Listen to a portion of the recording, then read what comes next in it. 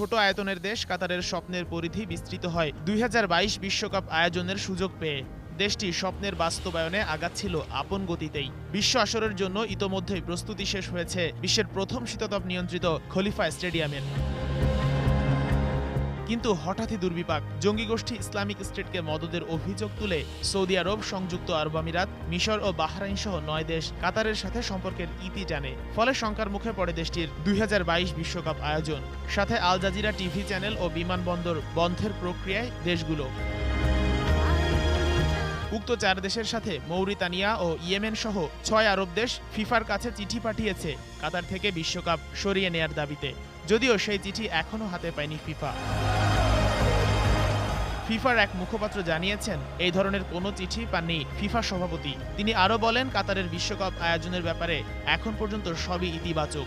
আর কাতার সরকারের এক প্রতিনিধি জানিয়েছেন, এই ব্যাপারে তারাও অবগত নন।